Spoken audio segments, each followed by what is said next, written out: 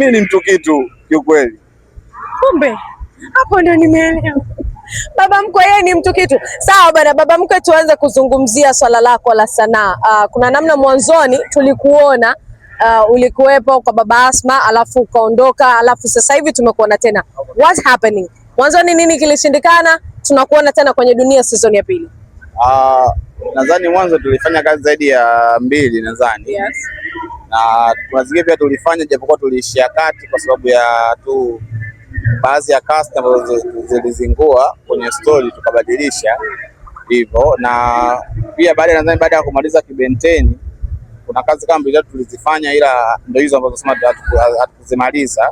Yes, na mimi pia nilisimama kwa sababu ya ratiba zangu zingine, kwa sababu ya kujipa muda vitu vingi kama unavyojua. So sasa hivi kwa sababu ilikupo Dunia season 1 nadhani tumeiangalia yote hadi imeisha, na nadhani director aliona labda kwa kipindi hichi season 2 kuna sehemu ambayo naweza kukaa zaidi, ndio maana sasa hivi mnaniona. Okay. Yeah. Kwa maana hiyo sio kweli kwamba kulikuwa kuna shida makubaliano ya pesa na nini? Hapana, mimi sijai kudaiana na baba Asma. Hawajai kudaiana kwa sababu mimi nalipwa kwa makubaliano ambayo tayari tulishajifana, na tokea hata hizo kazi za nyuma hakuna kazi naidai. Kama ingekuwa kuna tatizo kwenye malipo au kuna changamoto yoyote, basi sidhani kama ningeendelea kuwepo kwenye hata hii season 2 pia nisingeweza kushiriki. Okay. Sawa. Mule ndani kuna namna uhusika wako una ukubwa fulani hivi, bosi fulani hivi mwenye wivu afuataki mwanaume yoyote amsegelee mkewe. Inakuaje hii Kawina sio huyu ambaye tunamfahamu. Awali nyumbani yuko hivyo. Wivu upo kwa sababu ya wivu si ndio sehemu ya mapenzi. Kwa sababu popote kwenye wivu ina maana kuna mapenzi. Kwa kutokana na story ilivyo ni kwamba nina mahaba makubwa sana kwa mke wangu. So ndio maana unaniona vile ninacheza nina wivu, na kwa sababu ya pia unajua ukishakuwa msanii maybe unapocheza movie au kitu chochote unatakiwa pia uwe mtu ambaye unaweza kubadilika. Ndio maana kama unavyosema kwamba mjanizoea hivyo, safari hii imekuja tofauti, na hii kutokana na mabadiliko ya story, na kwamba unapokuwa msanii kwamba sehemu yote unaweza ukacheza. Kesho mwanzo nimeenda kucheza kichaa, kesho kutwa naweza kucheza chochote kile. Yes. Sawa. Mimi kuna watu wananichosha na zile comment zao. Wewe jamaa, mbona kama mshamba sana? Unamwoneaje hivyo mwanamke? Sasa ulikuwa hujui kama mwanamke ukimchunga sana ndio unampa nafasi ya yeye kuondoka? Kuna ukweli kwenye hili? Mwanamke ukimchunga sana unampa nafasi ya yeye kupata kuchepuka zaidi? Hapana, hiyo sio sababu, kwa sababu mimi ninachoamini wanawake wanahitaji sana kupendwa kwenye mahusiano. So unapompenda sio sababu ya yeye kuchepuka au kumlinda sana sababu ya kuchepuka. Kuchepuka kuna sababu tofauti, maybe mazingira au chochote kile au hisia. Unajua binadamu tuna hisia, sawa Kwa chochote kinaweza kutokea, lakini kutokana na story tutaelewa pia huko mbele kwa nini iko hivyo au kwa nini inakuwa hivyo. Okay. Ilishawahi kutokea ukamfumania mkeo na mwanaume mwingine? Kwenye uhalisia wa maisha yangu hapana, sijawahi. Itakuwaje tukimfumania manyanya? Tusubiri tuone. Tuvute tu picha, itakuwaje tukimfumania manyanya na venye anavyomkumbatia mkeo? Nadhani kwa toka story inaanza nadhani nimeona nacheza kwa mtu wa aina gani.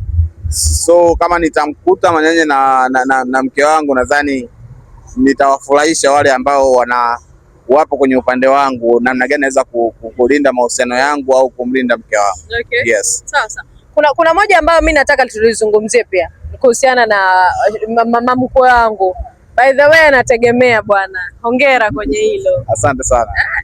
Nimependa ile comment yako. Mke wangu, onyesha tu hilo tumbo. Hakuna usda wala mchawi yoyote anaweza kukunaniliu.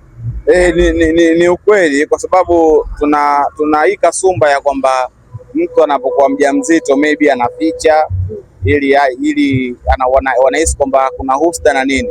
Mimi naamini kila kinachotokea ni mpango wa Mwenyezi Mungu, unajua. So mimi siamini kwenye hilo. Yaani siamini kwamba mtu akimwona mke wangu ni mjamzito anaweza kufanya chochote ambacho kinaweza kuathiri ujauzito wake au kumwathiri hata yeye. Siamini kwenye hilo. Ndio maana hata tulivyoona mtu anasema husda mazongo na nini, nikamwambia kwanza kwenye kitu ambacho inahusika damu yangu mimi, sidhani kama kuna mtu anaweza kuchezea. yani kwa engo yoyote ile, kama kuna damu yangu hamna mtu anaweza kutiza. Ndio maana nikamwambia hakuna Usta, Hasani wala Saidi, kwa sababu nina uhakika hakuna mtu anaweza kufanya kitu chochote kile, na nikamwambia pale kama kuna mtu anaweza just try. Jaribu. Yes. Alafu utaona kinachofanya. Huko mbele. Si wengine wakulungwa kitambo. Anapotaka na sisi tunataka. Akija kinyume nyume. Mimi nakuja kimbele mbele. Sawa bwana. Hapo kwa yeye akija kinyume nyume wao anakuja kimbele mbele. Kumekuwa na kasumba za watu kukusema vibaya.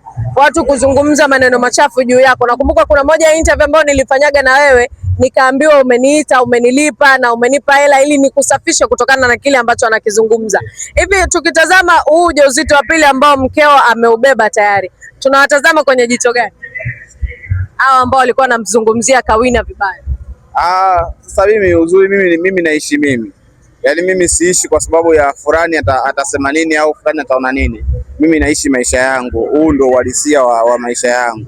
Mimi nina mke, nina familia. So kwenye mke na mume na familia kuongeza familia nini, hiyo ni mipango yetu sisi binafsi na wala haihusiani na mtu yoyote yule mwingine. Speaking of that, kunaombea niliwahi kupataga. Wanasemaga Kawina aliwahi kuoa mke wa kwanza. I don't know what happened, akaacha na mama mkwe alilithibitisha hilo. Usije ukalikataa. What happened? Mimi sijawahi kuoa. Sijawahi kuoa kabla. Hii ndo ndoa yangu ya kwanza na inshallah inaweza kawa ndo ndoa yangu ya mwisho. Yule sikumuoa, alikuwa ni mchumba wangu. Alikuwa ni mchumba wangu. Nilipia kila kitu, ila ilikuwa bado alikuwa alikuwa ni mchumba wangu. Yaani ilikuwa anafahamika kwetu na nini, na nadhani pia watu hawamfahamu, actually watu hawamjui, na ndo ambaye nimezaa naye mtoto wangu yule wa kwanza wa kike ambao watu wengi wanamfahamu pia. Yes. Sawa sawa. Ilikuwaje? Ilitokea tu, unajua kwenye mahusiano kuna kushindwana, na ndio maana ambaye tulikuwa tupo kwenye uchumba. So kwenye uchumba kuna kushindwana.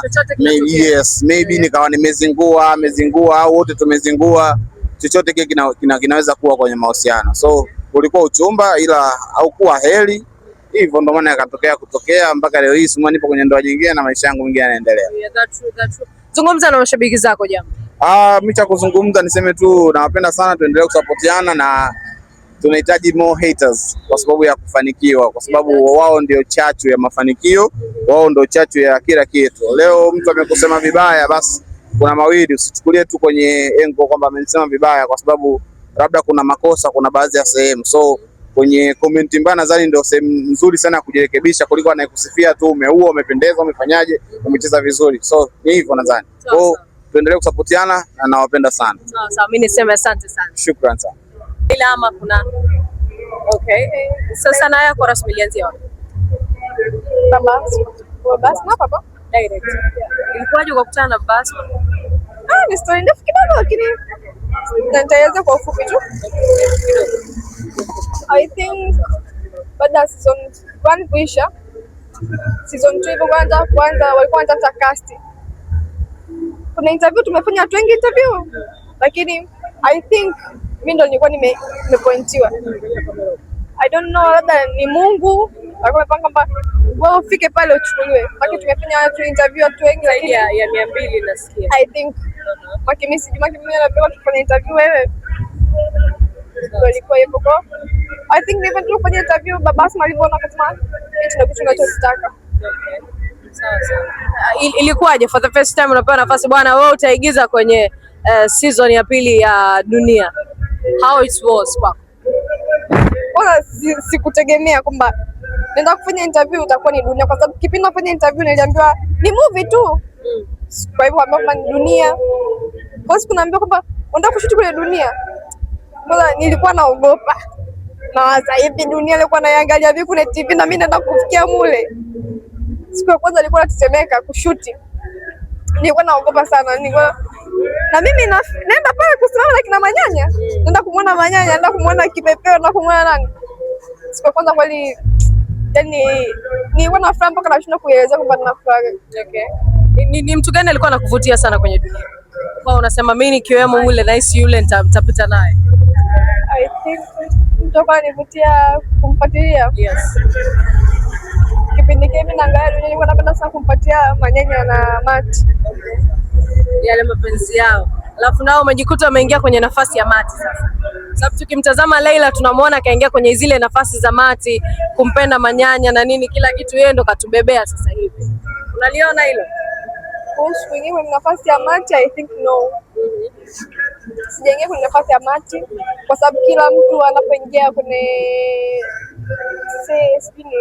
kila mtu anapoingia pale, kila mtu anakuwa ana uhusika wake. I think baba Asma mimi aliniona kwenye uhusika huu na Mati alionekana kwenye uhusika ule. Sisi ni watu wawili tofauti na kila mtu ana story yake tofauti. Hatuna story sawa. Hata tu kumpenda manyanya. Hivyo kumpenda manyanya, lakini ukiangalia na Mati ni vitu tofauti. Leila